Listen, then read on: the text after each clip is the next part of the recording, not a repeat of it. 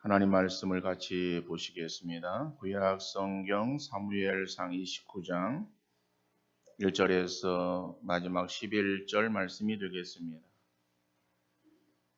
사무엘상 29장 1절로 11절 말씀 제가 읽어드리겠습니다.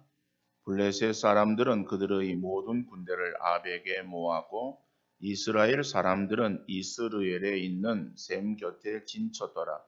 블레셋 사람들의 수령들은 수백 명씩 수천 명씩 인솔하여 나아가고 다윗과 그의 사람들은 아기스와 함께 그 뒤에서 나아가더니 블레셋 사람들의 방백들이 이르되 이 히브리 사람들이 무엇을 하려느냐 하니 아기스가 블레셋 사람들의 방백들에게 이르되 이는 이스라엘 왕 사울의 신하 다윗이 아니냐.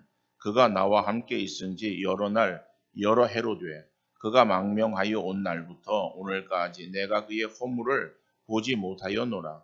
블레셋 사람의 방백들이 그에게 노한지라. 블레셋 방백들이 그에게 이르되 이 사람을 돌려보내요. 왕이 그에게 정하신 그 처소로 가게 하소서. 그는 우리와 함께 싸움에 내려가지 못하리니 그가 전장에서 우리의 대적이 될까 하나이다. 그가 무엇으로 그 주와 다시 화합하리이까? 이 사람들의 머리로 하지 아니하겠나이까? 그들이 춤추며 노래하며 이르되 사울이 죽인 자는 천천히요 다윗은 만만이로다 하던 그 다윗이 아니니까 하니 아기스가 다윗을 불러 그에게 이르되 여호와께서 살아계심을 두고 맹세하노니 내가 정직하여 내게 온 날부터 오늘까지 내게 악이 있음을 보지 못하였으니 나와 함께 진중에 출입하는 것이 내 생각에는 좋으나 수령들이 너를 좋아하지 아니하니 그러므로 이제 너는 평안히 돌아가서 블레셋 사람들의 수령들에게 거슬러 보이게 하지 말라 하니 다윗이 아기스에게 이르되 내가 무엇을 하였나이까? 내가 당신 앞에 오늘까지 있는 동안에 당신이 종에게서 무엇을 보셨기에 내가 가서 내 주 왕의 원수와 싸우지 못하게 하시나이까 하니 아기스가 다윗에게 대답하여 이르되 내가 내 목전에 하나님의 전령같이 선한 것을 내가 아나 블레셋 사람들의 방백들은 말하기를 그가 우리와 함께 전장에 올라가지 못하리라 하니 그런즉 너는 너와 함께 온 내 주의 신하들과 더불어 새벽에 일어나라. 너희는 새벽에 일어나서 발거든 곧 떠나라 하니라. 이에 다윗이 자기 사람들과 더불어 아침에 일찍이 일어나서 떠나 블레셋 사람들의 땅으로 돌아가고 블레셋 사람들은 이스라엘로 올라가니라. 아멘. 천만다행이라고 하면은 불현듯 머리에 떠오르는 광고가 생각이 날 것입니다. 내용 중에서 보면은 우리 부장님이 사고가 당했는데 그 어려움을 이 보험이기 때문에 처리를 해서 천만다행이다. 그런 내용이죠. 지금은 광고 선전하는 시간이 아니고 우리의 삶 속에서도 천만다행이라고 하는 말을 많이 사용하고 있다라고 하는 거예요. 천만다행의 사전적인 의미는 어떤 일이 뜻밖의 잘 풀려서 몹시 좋다, 아주 다행이다. 그러한 의미를 가지고 있습니다. 목숨을 부지한 것만으로도 천만다행으로 알고 감사하는 마음으로 살아야 된다라고 한다든지 아니면 직원들이 모두 퇴근한 뒤에 화재가 발생했기 때문에 천만다행으로 인명피해는 없었다고 표현할 수가 있을 것입니다. 우리가 매일의 삶을 살다 보면은 순간순간 느끼는 것이 천만다행이었다라고 하는 것을 정말 얼마나 많이 써야 되는지 모를 때가 있어요.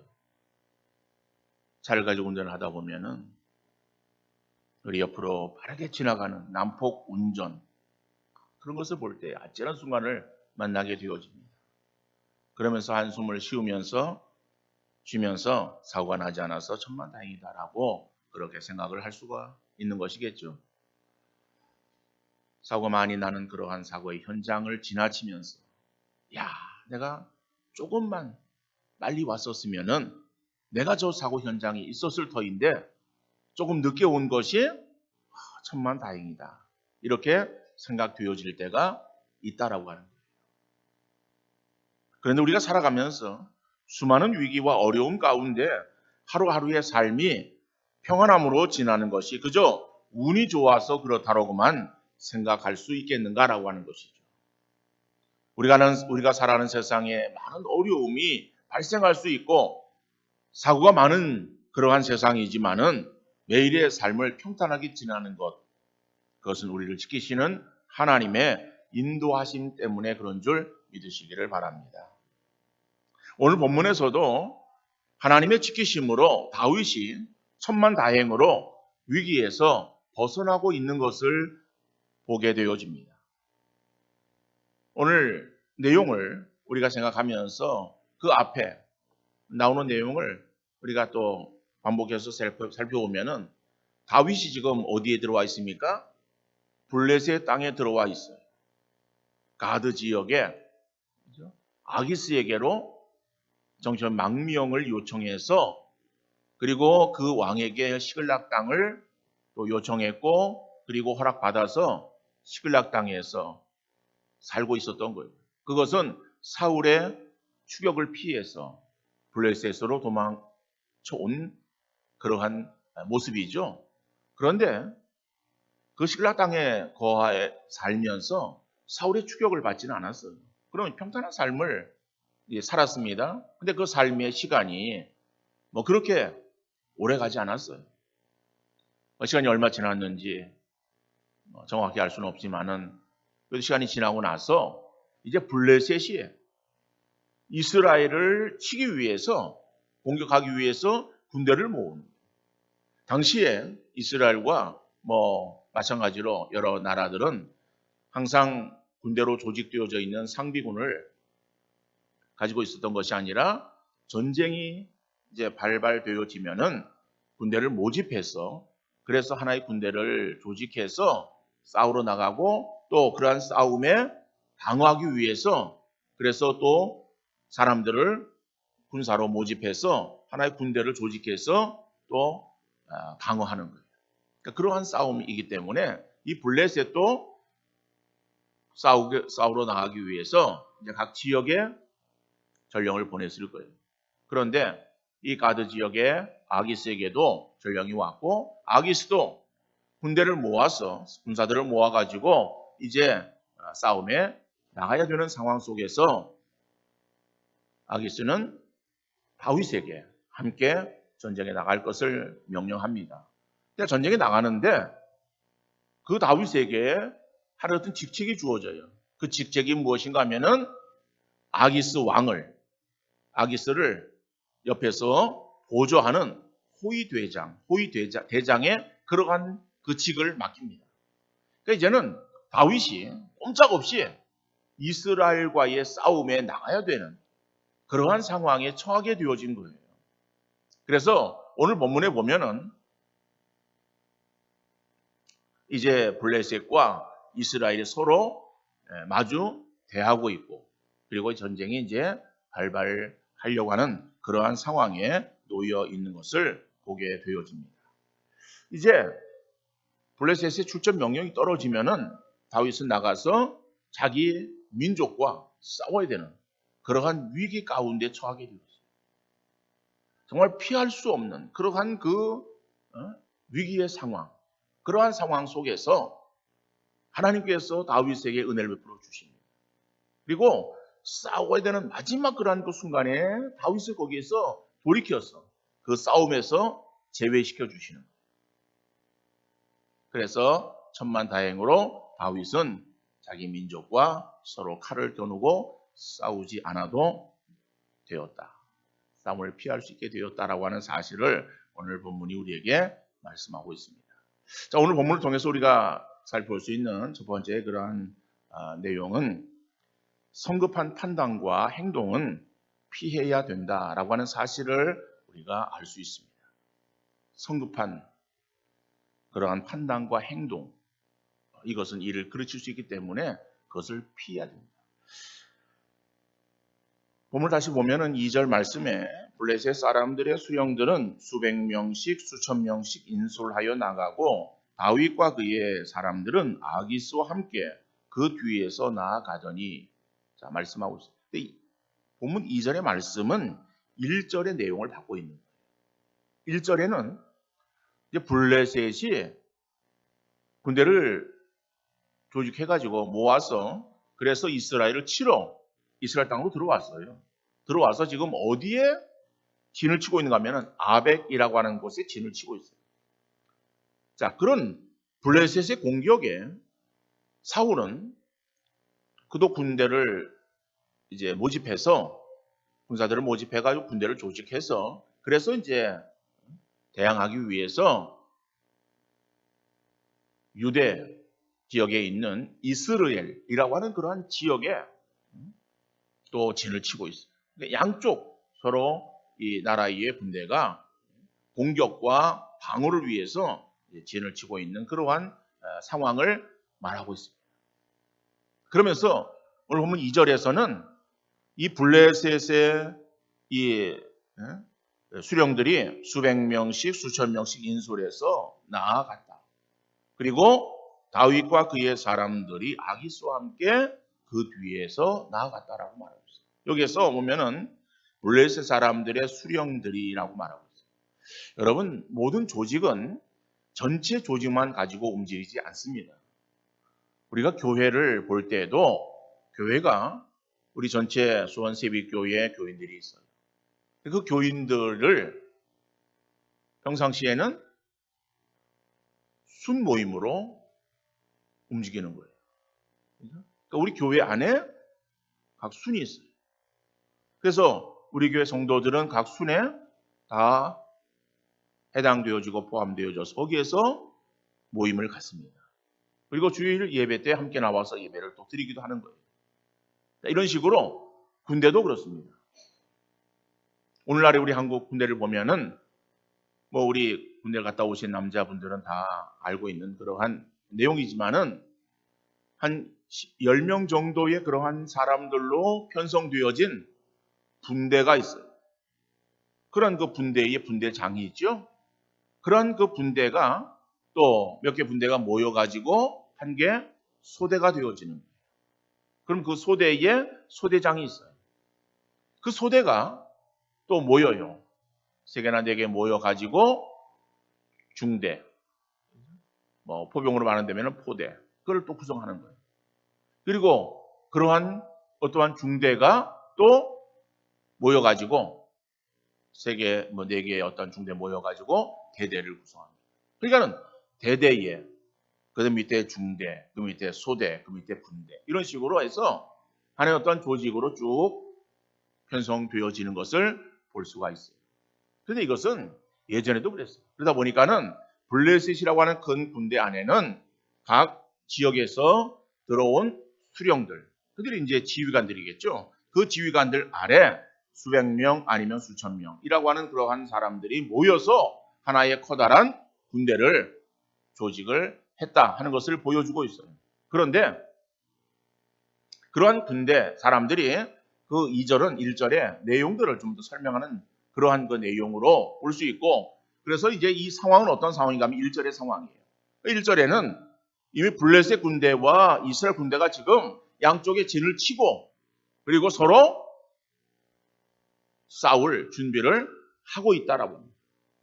이제는 그 블레셋에서 총 사령관이 출전 명령만 딱 내리면은 그러면은 싸움은 바로 시작이 되어지는 거예요.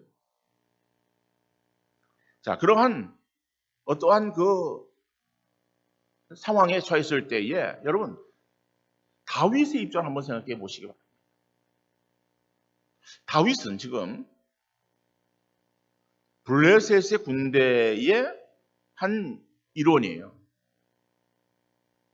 그리고 출전 명령이 떨어지면은 그는 가서 자기 민족과 싸워야 되는 거예요. 자기 민족이 칼을 들이대고 그리고 민족을 향해서 칼을 내리쳐야 되는 거예요. 여러분, 이 다윗에게 있어서 이 상황이 나가서 싸우고 싶은 그런 마음이 들었겠어요? 다윗은 그 상황을 피하고 싶었을 거예요.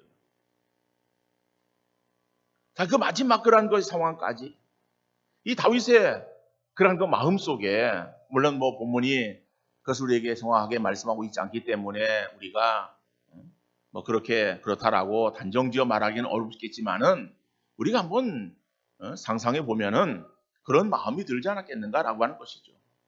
다시 말하면은 이 다윗에게 있어서 하나님 왜 내가 지금 우리 민족과 지금 내가 나가서 싸워야 되는 그러한 이 위기를 나에게 주십니까?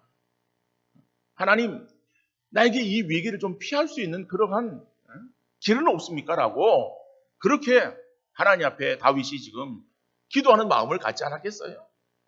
그리고 다윗은 할 수만 있으면 그 상황을 아마 피하고 싶었을 거예요. 그런데 여러분 다윗을 보면은요, 본문에서 다윗이 그 상황을 피하기 위해서 아무런 행동을 하지 않습니다. 그냥 순전히 주어지는 그러한 그 상황에 따라서 같이 지금 움직이고 있어요. 다시 말하면 지금 다윗이 어디에 와 있는가 하면은 전장터에 와 있는 거예요. 그리고 자기 앞에는 싸워야 될 대상이 있는데 그 싸워야 될 대상이 누구예요? 자기 같은 민족. 같은 민족끼리 총이 아니죠. 칼을 들이대고 싸워야 되는 그러한 그 위기의 순간에 다윗이 지금 처해 있다라고 해요. 그러니까 다윗이 그 상황 속에서 도망하고 싶은 마음은 없었겠어요? 거기서 탈출하고자 뭐 가진 그러한 그 생각들이 그의 머릿속에 떠오르지 않았겠습니까? 그런데 다윗은 전혀 다른 행동을 하지 않고 있다.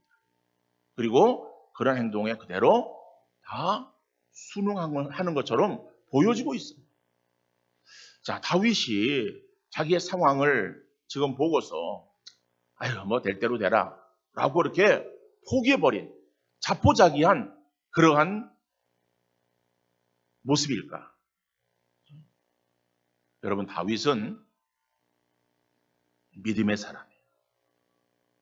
물론 다윗이 블레셋 땅에 들어온 거 그건 자기 생각에 의해 들어온 거예요. 잘못된 판단에 들어온 거예요. 사람이기 때문에 완벽할 수 있겠습니까? 실수할 수 있어요. 다윗 실수로 인해서 블레셋에 들어왔고 처음에 일이 잘 되어져서 이것이 하나님의 뜻인가 생각할 수도 있었겠지만은 지나고 보니까는 자기 판단이 잘못되어진 것임을 알았어요. 자, 그리고 그 잘못이 지금 이제 이러한 큰 위기를 가져오게 했다라고 하는 거예요. 그러니까 그런 위기 순간에 다윗은 정말 자기의 그러한 모습을 돌아보면서 내가 정말 잘못했구나라고 하는 것을 깊이 깨달았을 거예요. 자, 그러지만은 거기에 따르는 다른 행동이 나타나고 있지 않는 이 다윗을 통해서 어떻게 믿음의 사람이다, 믿음의 모습이다라고 말할 수 있겠는가라고 말해요. 여러분 믿음이라고 하는 것이 무엇인가? 오늘 이 다윗을 통해서 우리가 살펴볼 수 있는 믿음은 하나님의 역사를 끝까지 보고 기다리는 것이다 라고 하는 거예요. 믿음이라고 하는 것을 우리가 여러 가지로 표현할 수 있습니다. 그런데 오늘 본문 속에서 다윗을 통해서 우리가 알 수 있는 그 믿음이라고 하는 것이 무엇인가라고 합니다. 바로 그것은 믿음 있는 사람은 주어지는 상황에 따라서 움직이는 것이 아니라 하나님의 역사를 바라보고 끝까지 기다리는 바로 그것이 믿음이고 그러한 마음을 가지고 있는 사람이 믿음의 사람이다. 다윗이 그랬다라고 합니다. 그랬기 때문에 다윗이 지금 마지막 순간까지 지금 움직이지 아니하고 그리고 그러한 상황에 지금 순응하는 것처럼 보이고 있다라고 합니다.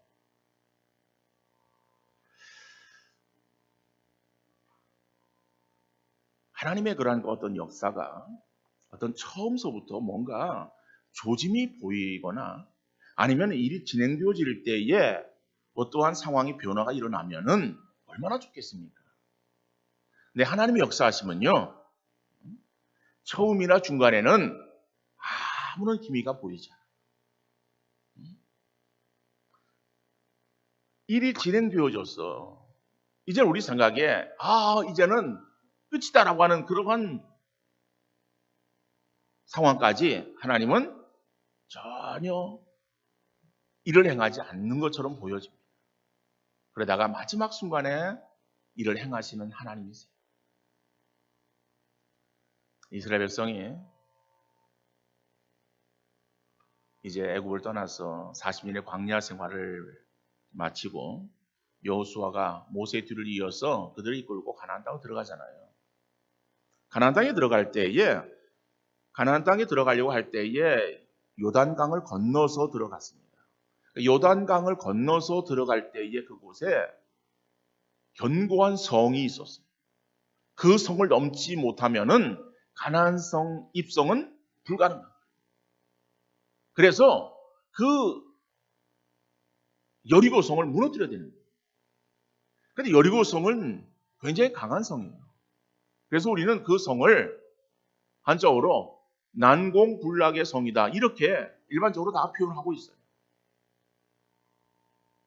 자, 어떻든 간에 그 성은 견고한 성이에요. 무너뜨릴 수 없는 것처럼 보여지는 성이에요. 근데 그 성을 침략해야 되는데, 함락시켜야 되는데, 하나님께서 그 성을 함락시키는 방법을 말씀하십니다.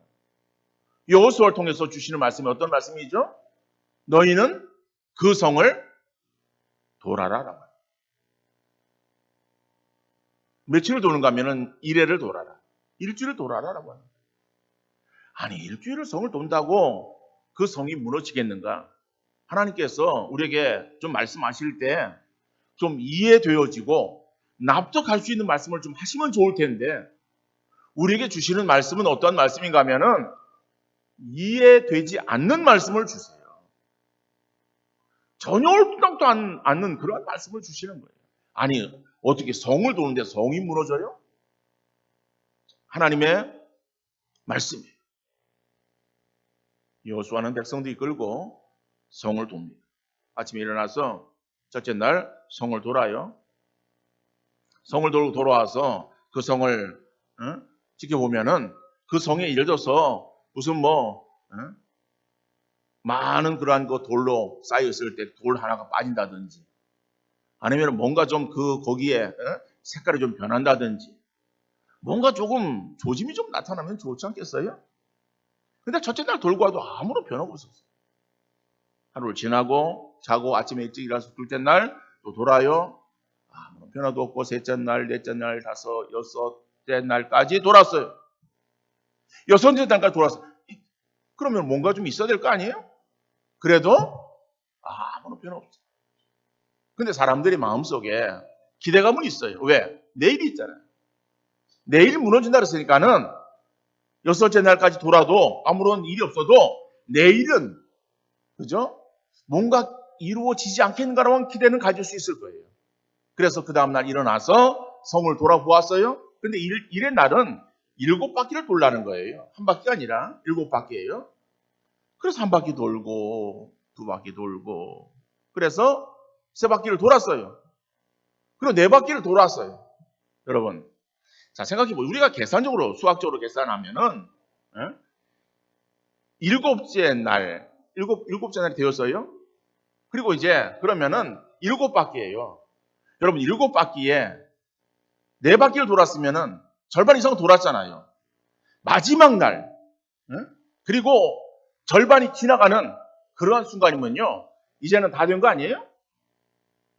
다 된 거, 이제는요. 그죠? 시간으로 다 된 거예요. 그런데 4바퀴 돌고 났을 때 가서 이 성을 아마 유심히 보았겠죠? 성에 무슨 변화가 있었습니까? 문제가 있었습니까? 성경은 아무런 이야기를 하고 있지 않습니다. 5바퀴를 돌아요, 6바퀴를 돌아요, 아무런 변화가 없다라고. 중요한 것은 7바퀴를 돌았을 때 어떻게 했습니까? 그 성이 무너져 내렸다라고. 그러니까 하나님의 역사하심은 그런 거예요. 하나님의 역사하심은요, 마지막 순간. 근데 우리는, 여러분, 그 여호수아와 함께 따랐던 이스라엘 백성들이 성을 도는데, 그죠? 총 돌은 그 횟수가 몇 번이겠어요? 산수적으로 계산하면 몇 번이겠어요?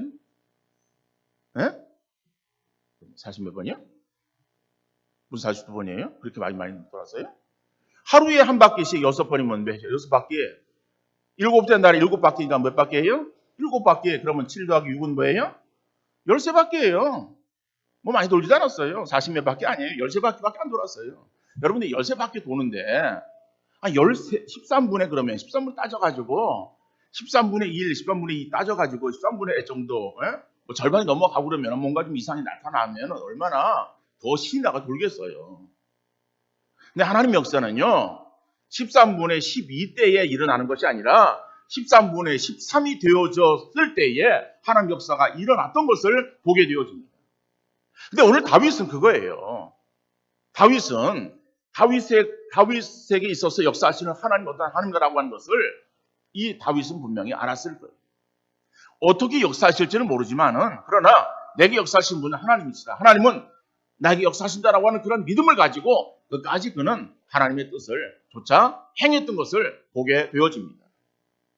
여러분, 하나님의 역사하심은요 사람이 생각하는 시간대에 이루어지는 것이 아니다라고 합니다. 우리는 자꾸 하나님의 역사하심을 우리의 시간대에 맞춰가려고 하는 거예요. 13분에 13번을 돌아대면은 13분에 적어도 예를 들어서 7이 되어지면은 절반이 넘어가는 13분의 7 일이 되어지면은 뭔가 그때부터는 조짐이 좀 보여지고 13분의 10이 되어지면은 이제는 다 기울어진 그러한 가운데에 더 힘을 우리에게 주기 위해서 뭔가 좀 밑에서부터 막 그냥 막 돌이 튀어나가고 뭐 변화가 막 일어나는 그런 어떤 일들이 일어나기를 우리는 바란다라고 하는 거예요. 근데 하나님의 역사는 13분의 12가 되어질 때까지 아무런 역사 일하지 아니하고 13분의 13이 되어져야 그제서 하나님의 역사가 이루어졌다라고 하는 거예요. 근데 하나님의 시간대는 13분의 13이에요. 근데 우리는 너무 조급해요. 13분의 1이 되어져도 뭔가 좀 일어나기를 원한다라고 하는 거예요. 그래서 하나님의 역사가 우리의 생각하는 시간대에 이루어지지 아니한다고 우리는 어떻게 합니까? 낙심하고 좌절하고 그리고 인간의 방법을 동원합니다. 하나님은 하나님의 역사가 이루어질 때까지 기다리시기를 원하시는 하나님이신 줄 믿으시기를 바랍니다. 하나님이 존재하시고 지금도 살아서 역사하시는 분이라고 하는 것을 믿는다면 끝까지 인내하며 믿음으로 기대하며 나아가는 성도 되어질 수 있기를 간절히 바랍니다. 두 번째로 보면은요, 하나님은 예상하지 못한 방법으로 해결책을 허락하시는 것을 볼 수 있어요. 하나님의 역사하심은요, 우리가 생각하는 그러한 생각이 아니라 우리의 생각을 뛰어넘어요. 그래서 예상하지 못한 방법으로 하나님의 해결책을 허락하십니다. 오늘 본문에서 보니까는 다윗이 전쟁 때 나갔어요. 그래서 블레셋 군대 그 가운데에 아기스 옆에서 이제 아기스의 를 보호하여 있는 호위 대장의 그런 위치에서 아기스 옆에 이제 함께 배수를 치고서 기다렸겠죠. 자, 그런데 이 블레셋의 수령들이, 다시 말하면 그 지휘관들이 다윗을 보았어요. 아기스와 함께 있는 다윗을 보고, 그리고 오늘 보면 4절에 보면은요, 크게 노했다라고 말하고 있어요. 그에게 노했어요. 화를 냈어요. 물론 뭐 본문 4절, 5절 말씀을 다 읽지 않겠습니다. 내용은 그거예요. 아니, 저 다윗을 왜 지금 여기에 전장 때 데리고 왔느냐라고 하는 거예요. 그러니까 아기스가 그 다윗을 변호합니다. 자, 변호하는 내용이 3절에 나와요, 앞에. 3절에 나오고 4절은 그 아기스의 다윗을 향한 변호에도 불구하고 블레셋의 수령들이, 지휘관들이 화를 내는 거예요. 화를 내는 것이 무엇인가 하면은 저 다윗이 마음이 변해서 돌이켜가지고 우리를 치면 어떻게 하느냐. 아니, 저 다윗이 골리앗을 죽였던 것이고 골리앗을 죽여 돌아갈 때 이스라엘 백성들이 사울은 천천히고 다윗은 만만이라고 그렇게 칭송하던 자 아니냐. 싸움에 능한 자가 아니냐. 그런데 위험스러운 것은 저가 마음이 돌이켜 우리를 치면 우리가 이거는 앞에서 이스라엘이 치고 뒤에서 다윗의 군대가 치면은 우리가 지금 더 어려움을 당하지 않겠느냐. 이러한 논리에서 지금 다윗을 돌려보내라고 아우성. 그러니까 뭐 아기스가 아무리 거기에 있어서 변호하고 해도 역부족이에요. 워낙에 이 블레셋의 수령들이, 이 지휘관들이 아주 강경하게 이 다윗의 출전을 지금 막고 있는 거예요. 여러분, 하나님께서 다윗으로 하여금 이스라엘 백성들에게 나가서 싸우도록, 그래서 결국에는 이 다윗에게 정말 어려움이 오도록 그렇게 인도하시는 하나님이 아니시다. 비록 다윗이 자기 잘못 판단해서 블레셋에 들어와서 그리고 이 싸움에 휘말렸지만은, 여러분, 이 싸움에 휘말려 가지고 다윗이 자기의 민족을 향해서 칼을 들었다 쳤다. 지금 다윗이 단지 자기의 어떠한 그 신변의 안전을 위해서 블레셋에 들어왔고, 그리고 이제는 다윗이 이스라엘 국적을 다 포기하고, 그리고 그 블레셋의 한 국민으로 그냥 평생 살기를 원해서 들어온 것은 아니었어요. 왜 그렇습니까? 다윗은 하나님께서 사무엘을 통해서 기름 부어서 왕으로 세우실 것이다라고 하는 것을 말씀하셨고, 다윗도 알고 있어요. 하나님께서 언제 나에게 이스라엘을 왕으로 세울지는 몰라도 내가 왕이 되어질 사람이다라고 하는 것을 알고 있어요. 그러면 이스라엘 돌아가서 왕이 되었을 때에, 여러분, 이 이스라엘 군대와 싸웠던 사람이, 그래서 이스라엘 사람들을 블레셋 편에서 이스라엘 사람들을 죽인 사람이 왕이라고 그들을 다스리면은 이스라엘 백성들이 다윗의 통치를 따르겠어요? 그 리더십에 문제가 생기지 않겠어요? 하나의 커다란 결점이 되어질 수밖에 없을 거예요. 하나님께서는요, 다윗을 사랑하셨어요. 그리고 다윗에게 있어서 안전하게 왕위가 되어지도록 인도하시는 것을 보게 되어집니다. 그러니까는 하나님은 블레셋의 수령들을 통해서 다윗이 전쟁터 나가지 못하도록 막고 계십니다. 얼마나 하나님의 역사하심이 정말 적당한 때에 다윗에게 이루어졌는가. 하나님의 역사하심은 그렇습니다.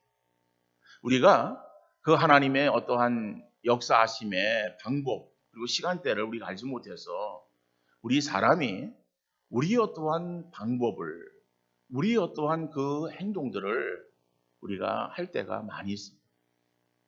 결국 그것은 하나님의 어떠한 행하시고자 하시는 그러한 역사의 시간을 우리가 자꾸 낭비하는 거예요. 무슨 말인가 하면요, 하나님은 나를 통해서 이루시고자 하시는 뜻이 있어요. 그리고 그 길로 나가기를 원하시는 거예요.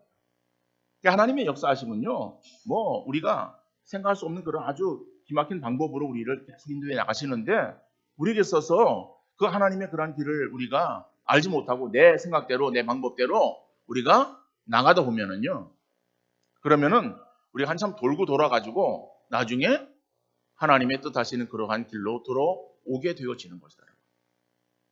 자, 다시 말하면은 다윗이 지금 내가 지금 전장터에 나가서 내 민족과 싸울 수 없다, 그런 마음을 가지고, 그래서 내게 주어지는 그런 군사, 그죠? 몇십 명의 그런 군사가 있어요.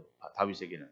그 군사를 내가 데리고 그리고 아기스를 향해서 반항하고 나는 싸움 못 나가겠다, 그리고 거기서 그냥 뛰쳐 나갔다라고 한다면은 다윗은 블레셋에도 이거는 가시고 사울에게도 가시고, 그 블레셋과 그러면 사울에게 있어서 더 도망가야 되는 그런 어려움이 그에게 주어졌을 거예요. 그런데 다윗은 어떤 그런 방법을 지금 취하지 않고 있는 것을 보게 되어집니다. 그러니까는 여러분, 우리에게 주어지는 그런 어떠한 상황, 위급한 그런 상황이라도 우리 어떤 인간적인 방법을 동원하려고 하지 마시고 하나님이 어떻게 역사하실지 우리가 그걸 기대하면서 끝까지 하나님의 인내하심을, 하나님의 역사하심을 인내하며 바라보는 그러한 우리의 믿음의 삶이 되어야 될 줄 믿으시기를 바랍니다.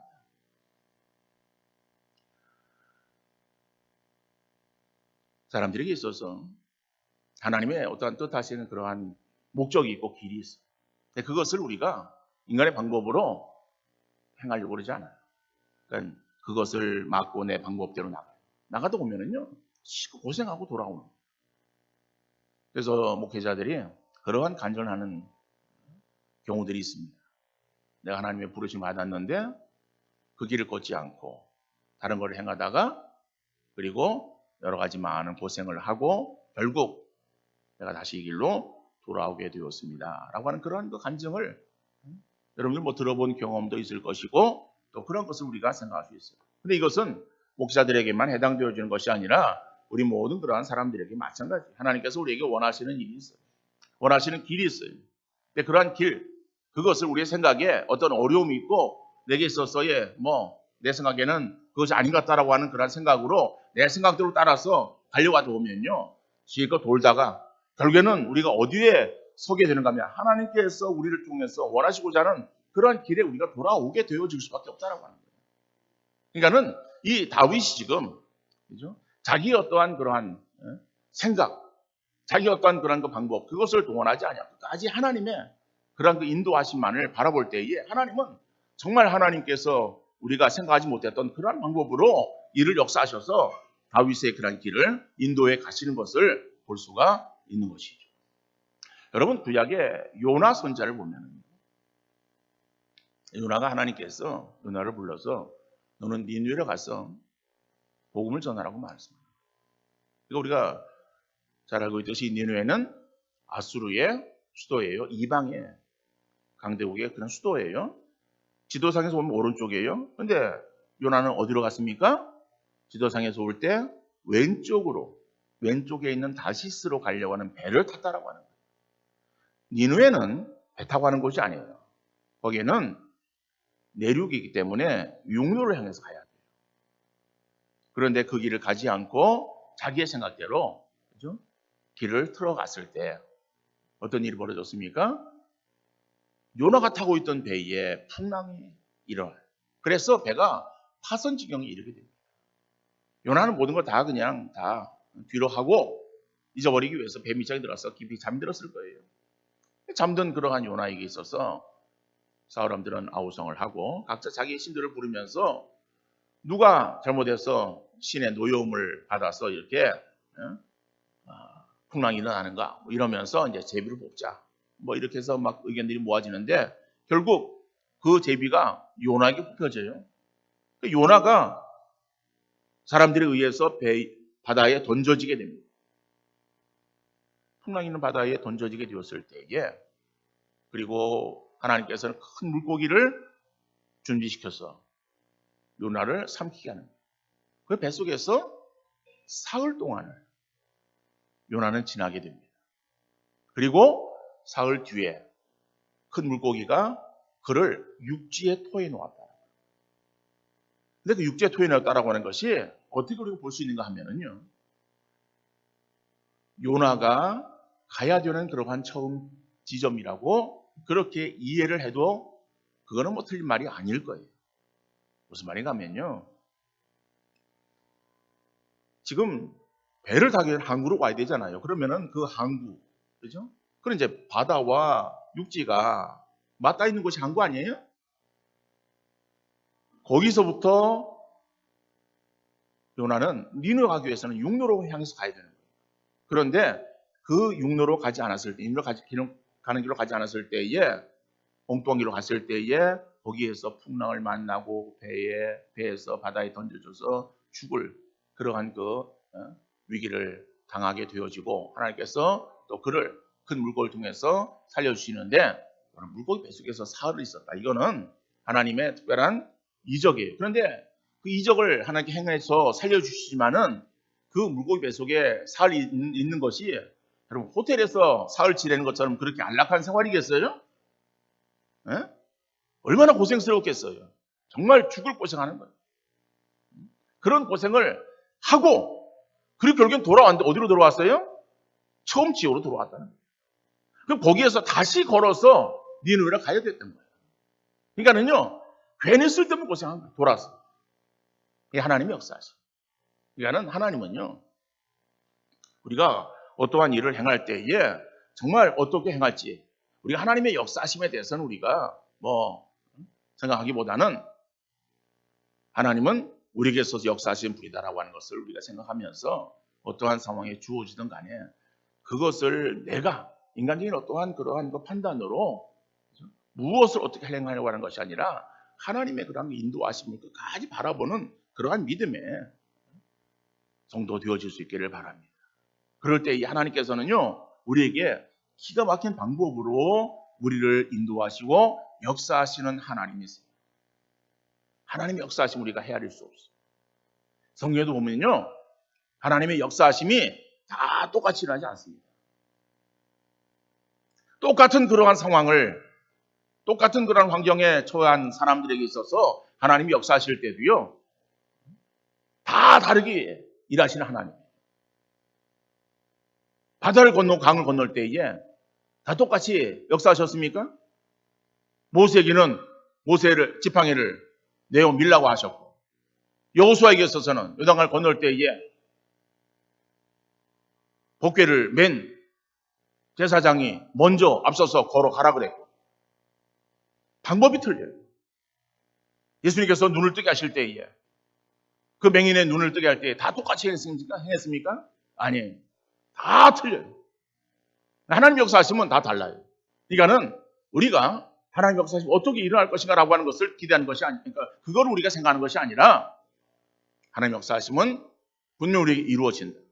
어떻게 역사하실지 그건 모르지만은 하나님은 우리에게 기가 막힐 방법으로 역사하시는 하나님이시다라고 하는 그 하나님을 바라보고 하나님을 믿는 믿음의 성도 되어질 수 있기를 간절히 바랍니다. 거기에 있어서 내 생각을 앞세우고 내 판단을 따라서 행하기를 아무리 해봤자 결국에는 헛고생하는 거예요.